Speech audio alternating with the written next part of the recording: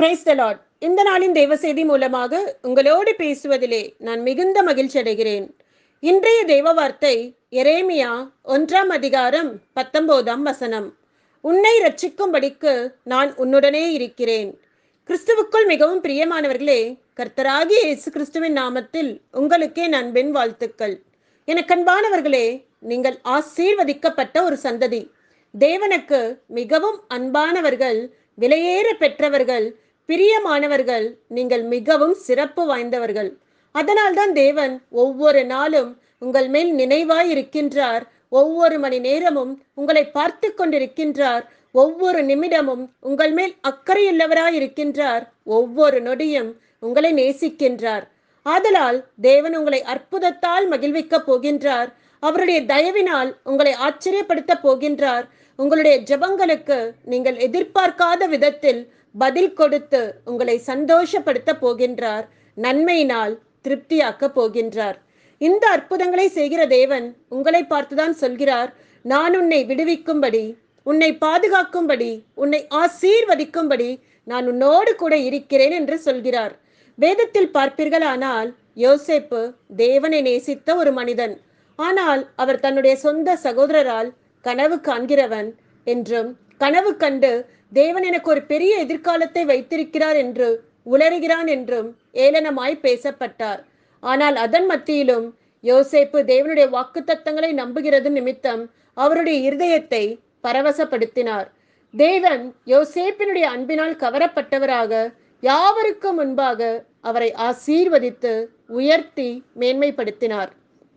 அன்னாள் தேவன் மேல் நம்பிக்கை வைத்து ஜெபிக்கின்ற ஒரு பெண்மணி. இனி அவளுக்கு பிள்ளை பெற வாய்ப்பே இல்லை என்று அவளுடைய சக்கலத்தியாகிய பெண்ணினால் மனம் நோகும்படி பேசின போதும் அன்னாள் தேவனுடைய இருதயத்தை பரவசப்படுத்தும் வண்ணமாக ஜெபத்தின் வல்லமையை உணர்ந்து இடைவிடாமல், சந்தேகப்படாமல் தொடர்ந்து ஜெபம் பண்ணினாள். தேவன் அன்னாளுடைய இருதயத்தின் வேண்டுதல்களை நிறைவேற்றி தீர்க்கதரிசிக்கு தாயாக விளங்கும்படி அன்னாளை ஆசீர்வதித்தார். தாவீது தேவனை எப்போதும் துதிக்கின்ற ஒரு மனிதர்.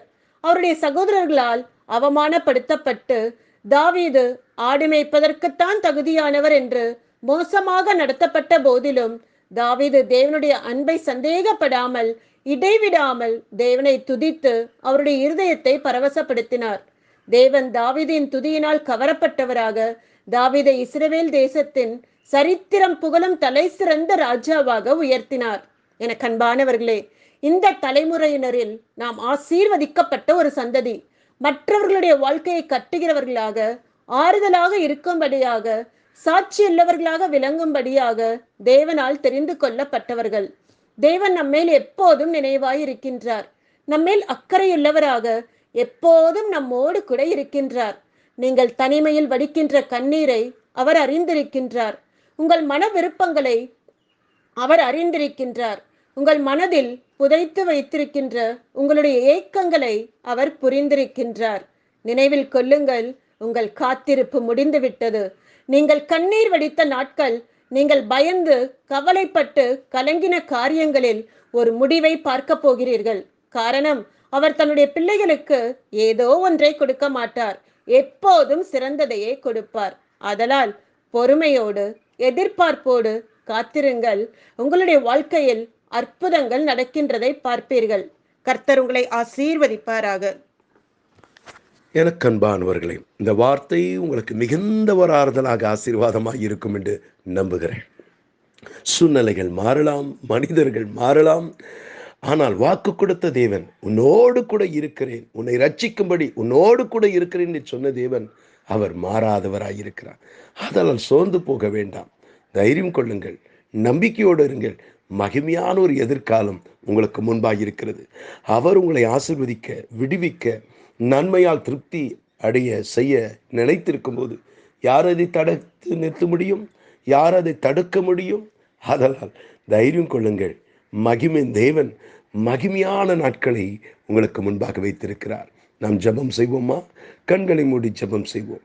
அன்பும் இரக்கமுள்ள நல்ல தகப்பனே, இந்த வார்த்தைகளை நம்பிக்கையோடு விசுவாசத்தோடு கேட்கிற ஒவ்வொருக்காக நான் ஜெபிக்கிறேன். நம்பினோரை ஒருபோதும் கைவிடாத தேவன், நம்பிக்கையின் நங்கூரமாயிருக்கிற தேவன், இக்கட்டு நாளிலே அனுகூலமான துணையாயிருக்கிற தேவன், அவருடைய ஏக்கங்கள், அவருடைய பாரங்கள், அவருடைய கவலைகள், சஞ்சலங்களை நீர் அறிந்திருக்கிறேன். நிச்சய முடிவு உண்டு. உங்கள் நம்பிக்கை வீண் போகாது. நீங்கள் பாதிருக்கிற கலங்குகிற காரியங்கள் தொடர்ந்து நீடிப்பதில்லை. இன்று கண்ட எகிப்தனை இனி தேடினும் நீங்கள் காண மாட்டீர்கள். நீங்கள் எதிர்பார்க்காத திருப்பங்களை, நன்மைகளை உங்கள் கண்கள் காணும்படி நான் செய்வேன். உங்களை அதிசயங்களை காண பண்ணுவேன். உங்களை திருப்தி அடைய செய்வேன் என்று சொன்ன தேவன் மேன்மையினால், நன்மையினால் உங்கள் உள்ளத்தை பூரிப்படைய செய்வது நிச்சயம். நம்பிக்கையோடு இருங்க. கர்த்தர் பெரிய காரியங்களை செய்வார். ஆமென், ஆமென். எனக்கு அன்பானவர்களே, இந்த வார்த்தை உங்களுக்கு மிகுந்த ஆறுதலாக, ஆசீர்வாதமாக இருக்கு என்று நம்புகிறேன். உங்களுக்கு தெரிந்த அன்பானவரிடத்தில் ஷேர் பண்ணுங்க, ஃபார்வர்ட் பண்ணுங்க. அத்துடன் யூடியூப் சேனலை சப்ஸ்கிரைப் பண்ண மறந்து போக வேண்டாம். இந்த செய்தி உங்களுக்கு ஆசீர்வாதமாக இருக்கும் என்று நம்புகிறேன். ஆதலால் லைக் பட்டனை கிளிக் பண்ணுங்க. அத்துடன் அப்டேட்ஸ்க்காக பெல் பட்டனை கிளிக் பண்ணுங்க. கர்த்தர் உங்களை அதிகமாக ஆசீர்வதிப்பார். God bless you. Amen.